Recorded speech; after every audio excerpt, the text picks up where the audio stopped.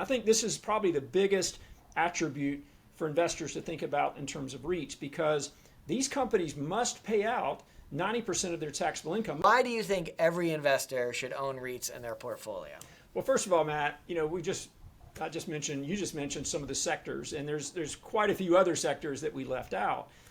When I started in the real estate industry many decades ago, most people looked at real estate as just the core asset class would consider residential, retail, but now, as you mentioned, it's expanded into a large number of categories. So what's really an interesting value proposition for REITs is that this is such a fragmented marketplace. Commercial real estate here in the U.S. and that doesn't consist of the houses that you just talked about, but I'm talking about the rental income, the rental properties. So there's a number of sectors that we haven't even touched on yet, and that whole industry is growing. So just the growth of the industry being highly fragmented. So these public REITs are going to continue to consolidate and become larger and larger and larger. So when we're looking for growth companies that are continue to grow, definitely look to the REIT sector. Most people don't look at REITs as growth opportunities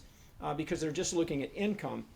But I want to really point out that the growth opportunities are there. As you pointed out, REITs by law must pay out at least 90% of their taxable income. And I think this is probably the biggest attribute for investors to think about in terms of REITs, because these companies must pay out 90% of their taxable income. Most pay out at close to 100%, and that's what makes these dividend yields so high.